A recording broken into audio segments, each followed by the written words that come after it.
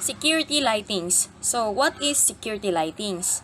In the field of physical security, security lightings are often used as a preventative and corrective measure against intrusions or any criminal activities on a physical piece of property. So, security lightings allow security personnel to maintain visual capability during darkness. So, in short, security lightings is mostly used or often used during the nighttime. It is desirable for those sensitive areas or structures within the perimeter barrier that are under observation, such as vital buildings, motor pools, communication control site, or power and water distribution systems. It provides the means of continuing during hours of darkness, degree of protection, and approximating what is maintained during daylight hours. So, planning for security lightnings. Security lighting provides a level of illumination to clearly identify persons or objects and creates a psychological deterrent to criminal activity in the area of being protected. Some typical considerations in planning for security lighting include: first is reduce and prevent glare.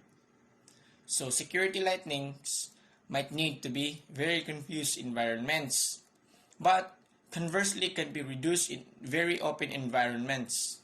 Multiple lamps of moderate power instead of a few powerful lamps will reduce glare. Even provide more illumination with reduced pulse of shadow and provide some redundancy if one lamp's bulb blows out or develops bad ballast. So the second one is prevent malicious tampering.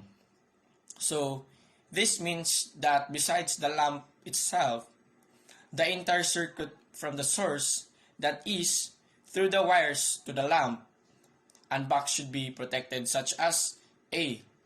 Luminaries. So luminaries, this should be easily accessible so that the maintainer can be swiftly replace blown bulbs and clean the luminaries on a regular basis. So they should, however, be safeguarded or made inaccessible to tampering in some way. So letter B, electric meter box. Electric meter box. Make sure that electric meter box is closed or inaccessible, or use a different line to power the lights. Control power lines should be buried below or at a height of at least 8 meters when they are exposed. To avoid an accidental or malicious short circuits from causing all lights to fail, multiple circuits should be employed. So letter C, lights. Lights, this should be mounted on the side and corners of buildings with the illumination cone directed downward and away from the structure to prevent shadows and glare. So next is principles of security lightnings. So next is principles of security lightnings. Security lightnings enable security guards to observe activities around or inside an installation while minimizing the presence. The unauthorized security will not be discouraged by adequate lighting for all approaches to an installation. However, adequate security lighting improves security personnel capacity to assess visually and intervenes in unauthorized entry attempts. So high brightness contrast between an intruder and the background should be the first consideration when planning for security lightnings. With predominantly dark, dirty surfaces or camouflage type painted surfaces, more light is needed to produce the same brightness around. So when the same amount of light falls on an object and a background to observer must depend on a contrast in the amount of light reflected. Usefulness of security lighting. Sodium vapor light types of often used as security lighting. This can be used in residential, commercial, industrial, institutional, police officer, and military headquarters. So, sodium vapor light is one of the security that we can use, especially in a company. It can help us to easy to see the intruders if there's someone to getting inside, meron silang balak na pumasok, so madali na natin silang makita sa pamagitan ng lights. Other lights may be activated by sensors such as passive infrared sensors, turning on only when a person is approached. So there's a type of lights that sensors like infrared sensors na once there is someone passing through, tali na, especially kung duol, it's automatically ng siya turn on, at yung ilaw is palang kikipat-kipat para madali lang yung malaman kung mayroon talagang nakapasok na mga masasamang tao sa isang building. Purposes of security lightings. Security lighting provides efficient illumination to areas during hours of darkness. So talagang security lighting is one of the efficient security that it can help to eliminate the intruders, because once you have a light in a places, especially in darkness, yung madilim na mga area, talagang talagang nakakatulong talaga ito, especially to secure the area in intruders, mga masasamang tao na may balak na pumasok. Talagang madali mo lang na makikita kung ano ang kanilang balak na gawin. It improves visibility so that intruders can be seen or apprehended. So it improves to visibilities para to see the intruders can be identified. Madali mo talaga sa makita kung mayroong intruders na papasok, especially kahit malayo. Talagang madali mo lang siyang makikita sa pamagitan ng pagtulong ng security lighting. It makes the routine work of guard easier. So pagdating sa security lighting, talagang madali lang po talaga sa isang guard na makita. Talagang basic na sila, madali na, hindi na sila mahirapan sa pagbabantay ng kumpanya dahil sa sa ilaw. So, good day sir, praise be Jesus and Mary. So, my topic is about the security lighting techniques.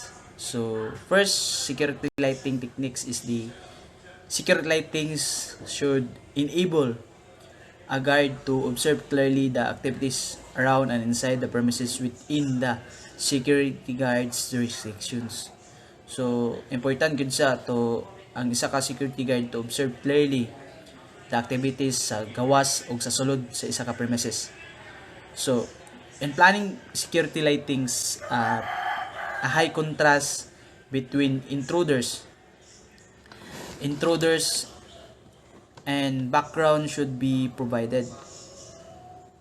So this would be the important techniques, which is in planning security guard lightings. Dapat high contrast between intruders to discourage them to enter the particular premises, and it should be the background be provided. This is the wall, and then the perimeter dapat hayag siya. So then that's the first security lightings techniques. So The second security lighting techniques is security lightings provided on boundaries and approaches as well as on the areas. And structures of premises are useful to discourage unauthorized entries and reveal identity of persons. Good security lightings should reveal well specified areas glaring to intruders and educate for the security guards to observe from your position. So, kung baga ang secret lighting techniques sa nga kadua is ang maayo nga security lightings kay makapakita sa specific nga area kung asa ang kawatan aron dali ra siya maobserbahan sa security guards kung asa iyang position. So that's the second techniques. And then the third techniques is effective security lightings should discourage attempts to enter the premises, and detections are likely if entry in attempt is attempted, and if security lightings cannot be provided at night due to impracticability. So pagkakamali. So kung and if security lightings cannot be provided, so wala siya na provide sa in a dark hour, which is the night. This would be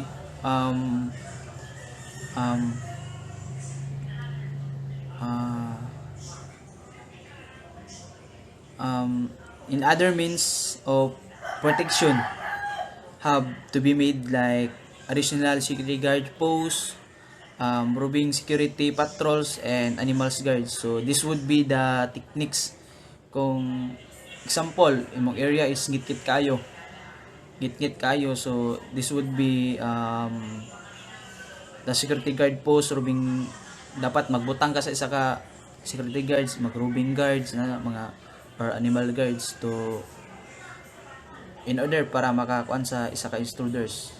So this technique is ang epektibo or kanang efficient nga security lightings kay dapat maka-discourage sa mga intruders nga sila mo attempt o sulod sa premises. So in this case,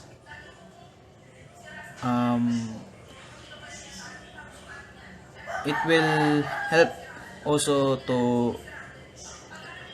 to make additional protection like security guards, roving guards, and animals guards. So that's the security lightings techniques. So the next topic is about the types of security lightings. So the general types of security lightings are as follows. So first is the continuous lightings. So this is the most common security lightings system. It consists of a series of fixed luminaries arranged to provide lightings of a given area continuously during the hours of darkness. So, and with overlapping cones of lights, the two primary methods of employing continuous lightings are glare projections and controlled lighting, which are covered by the succeeding explanations. So, the first is the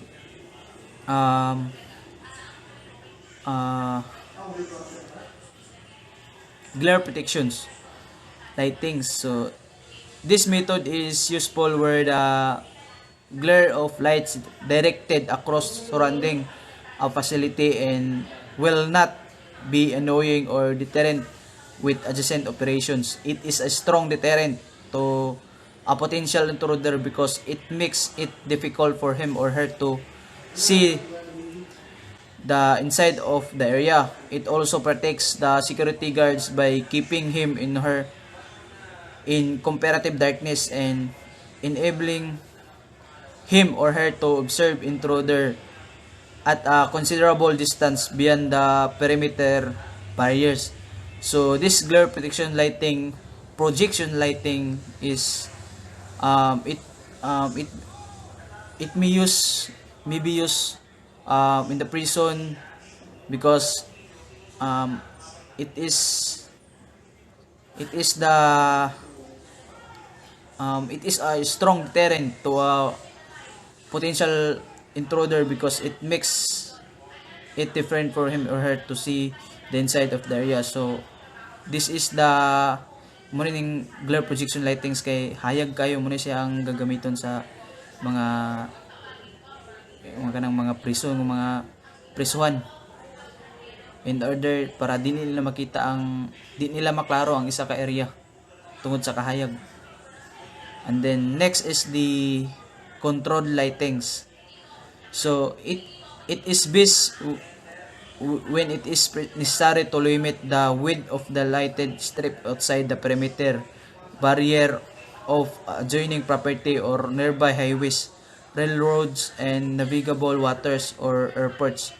So this control lightings naman mao ni siya ang simple makita lang siya bitaw kanang light nga example is Mormons, kanang Mormons nasa light nga control lang in a particular area, makita sa sulod, makita sa gawas, mo ang control area kanang di bitaw siya silaw, di kay siya kanang kay na siya kasagara sa kay kung magbutang mo ka dari sa kanang glare projection lighting sa isa ka highways, railroads, so there's a tendency nga na accident ka may tabo tungod sa sobra kahayag. So control lang siya, control lighting siya. And then the next is of types of security is standby lightings. So the layout of this system is similar to continuous lighting.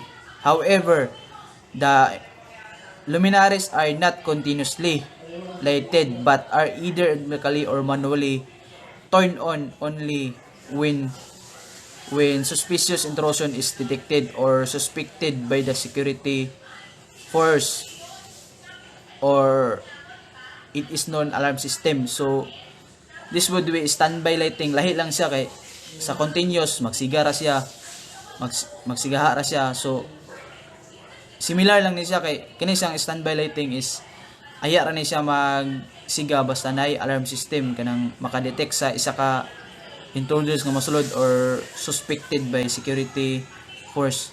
So mo ni siya kanang sample is kanang mag-red light bitaw siya, mo nang standby lighting. Kanang emergency light ay light dili pod emergency light, alarm system lahi ang emergency light.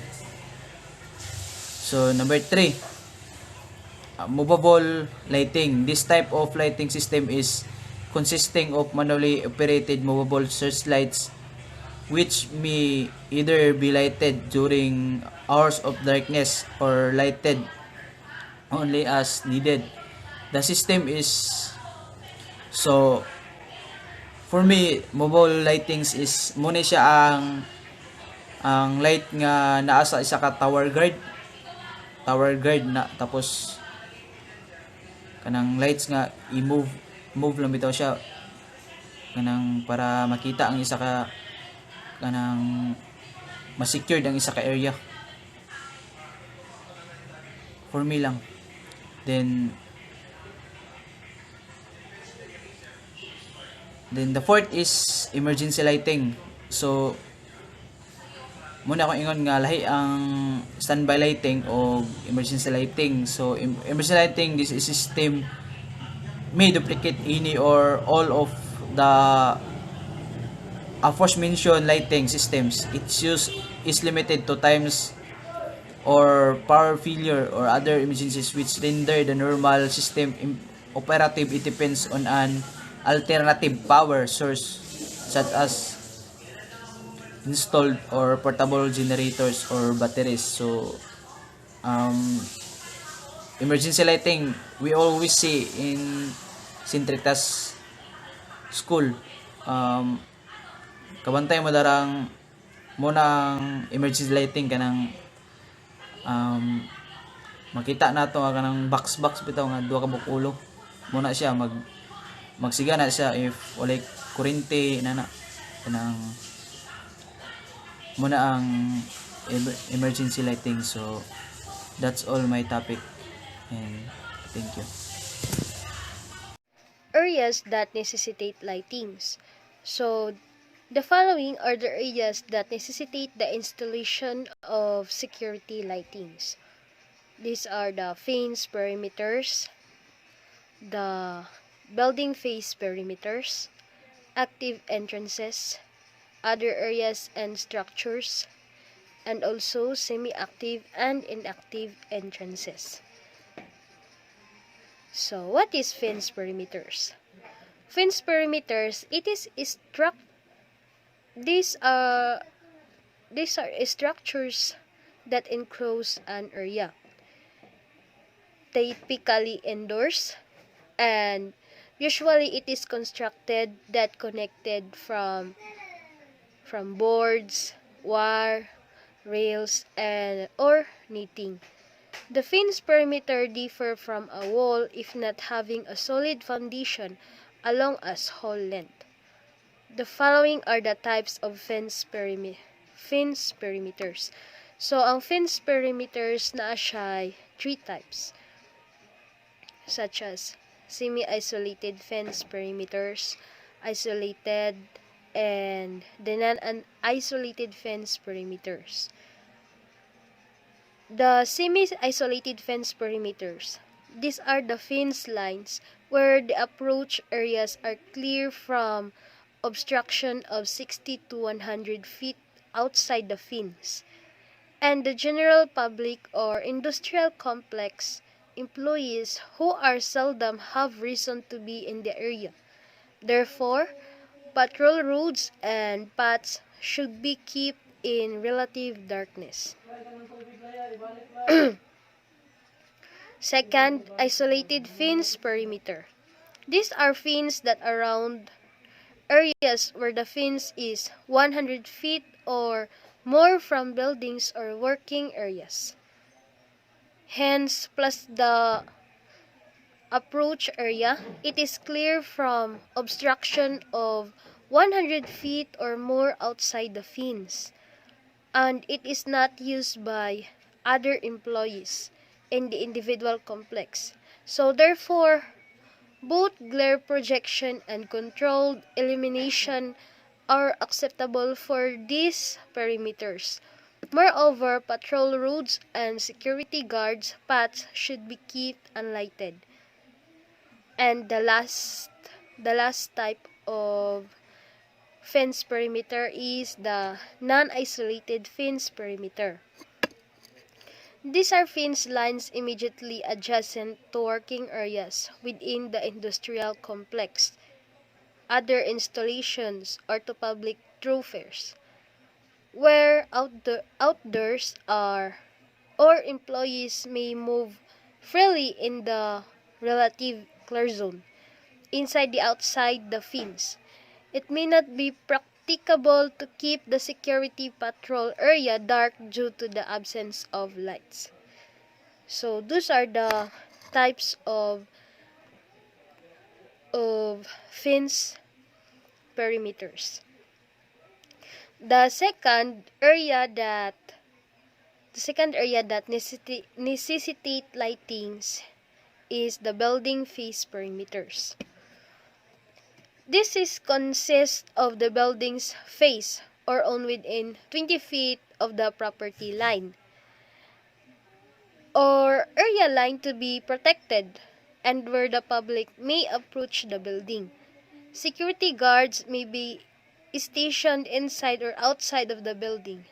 Doorways or their insets in the building's face should receive special attention for security lightings to eliminate shadows. 3. Active entrances. These entrances are intended for pedestrians, and motor vehicles and should have 2 or more lighting units with adequate illumination for recognition of persons and examination of credentials. The fourth area is the other areas and structures. These are places within the industrial complex, property line, and which consist of backyards, storage spaces, large open working areas, piers, docks, other sensitive areas and structures. Other areas and structures that needs to be provided preferential consideration are the following. These are the open yards and an open yard adjacent.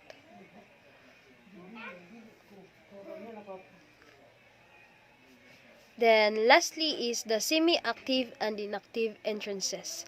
These entrances should have the same degree of continuous lighting as the remainder of the perimeter barriers, with standby lighting of sufficient illumination and to be used when the entrance become active. Guardhouses at entrances should have a low level of interior illumination to enable security guards to better observe surrounding places, increase their night vision adaptability, and avoid making them as potential targets. So these are the areas that necessitate lightings. Source of power and lightings. The source of power and security lighting should meet the following criteria. First is primary. It is usually a local public utility service provider of electricity. So, in us here in Balingasag, we are directly connected to the Moresco DOS, and that is considered as the primary source of power. Second is alternate. From the word alternate, the following should be provided. Standby batteries or gasoline or diesel-driven generators may be used. So, in case the primary source of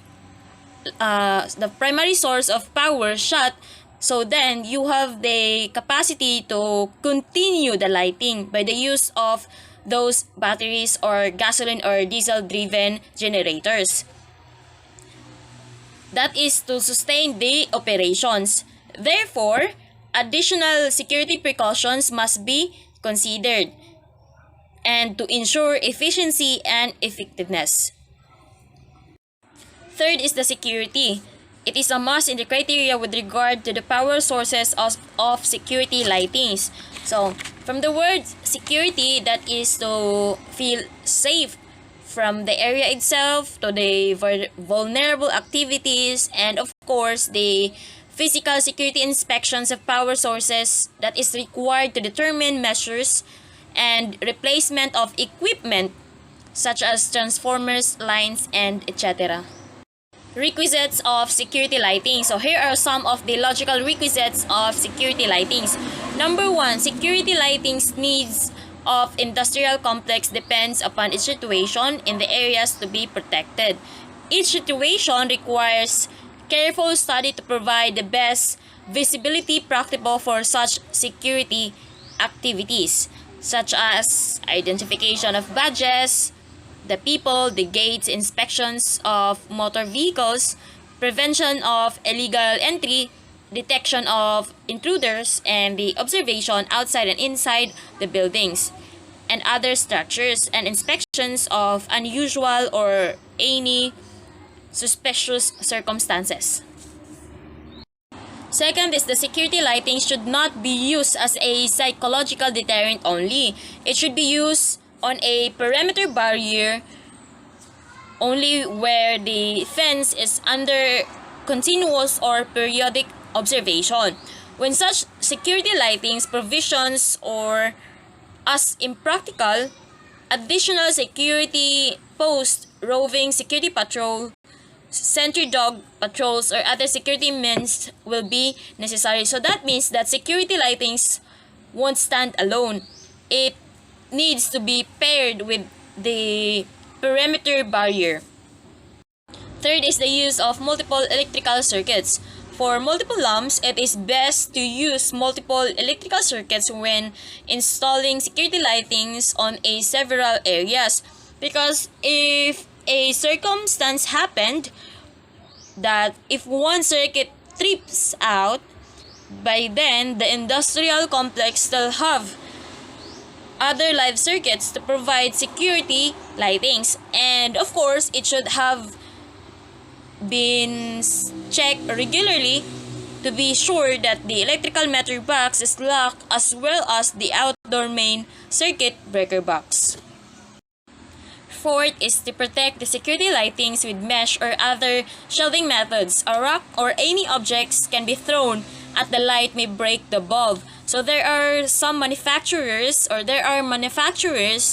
that includes this preventative screen or sell them as an add-on. To protect the wiring of security lightings, it is very important to protect the wiring of the security lightings in order to prevent tampering or disabling. To use conduct or bury wiring underground when possible. If wire is exposed, it can be snipped or cut. So it is not safe that the wire is seen or bisan asa lang nakabutang. It should be covered or in the underground if possible para safe siya, dili siya ma-cut, dili siya mahinangalan sa intruders. Fifth, mount security lightings high enough. Security lighting should be mounted high and out of reach from vandalism.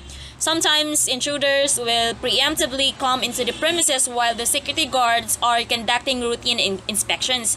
And of course, what they're gonna do is to unscrew the bulbs just enough so they will not turn on at night. So if possible, mount the security lightings high enough so as not to be able to reach them without a ladder. 6. Security lightings may be desirable for those sensitive areas or structures within the perimeter barrier of industrial complex, which are under specific observation, such as the pier, dock areas, vital installations, storage areas, vulnerable communication site, power, or water distribution systems. And on the other hand, in interior areas where night operations are conducted, it is an adequate security lightings of the area facilitates the detection of unauthorized persons approaching or attempting malicious overacts within the area. And last, the more security lightings, the better. Multiple lights of medium power is better than fewer lamps with high power because it will reduce glare, which makes it difficult for an observer to see the area effectively. And it will provide an evenly distributed lightings with fewer zones of shadow. Attributes of security lightings.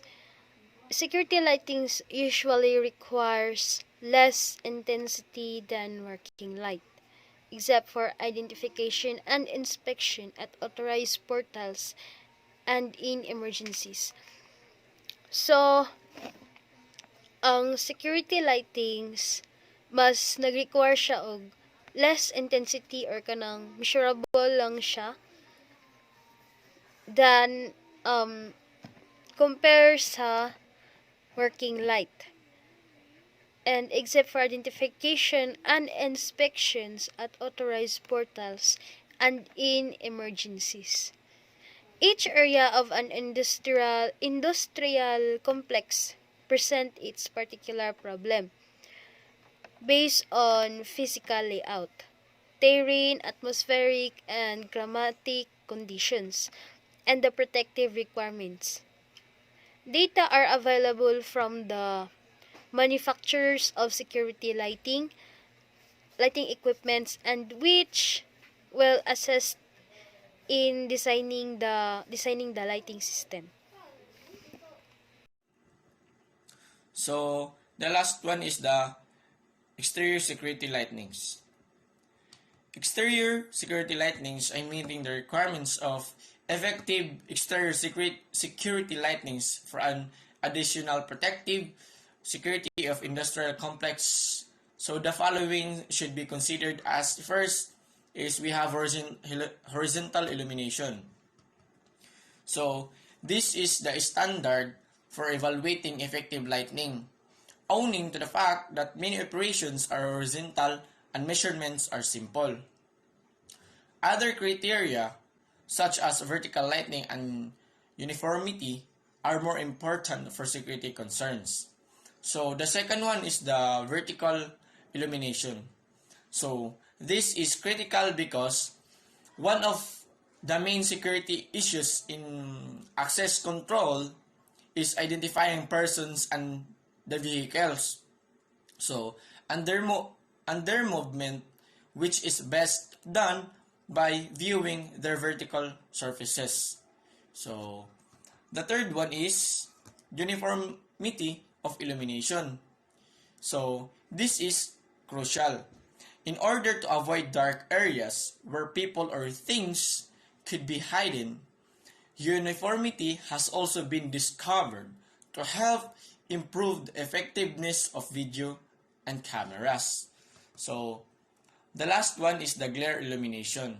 So, this security lighting is pointed in the wrong direction, causing glare that impair residents and security guards' ability to recognize people or things. In comparison, the need for improved security illumination and strategies for achieving this capability must be evaluated separately for each application. So, as a result, various elements related to the placement and quality characteristics of exterior lamps tend to improve security lightnings. Wirings of security lightings. Both multiple and series circuits may be used an advantage in security lighting system depending on the type of luminary used and other design features of the system.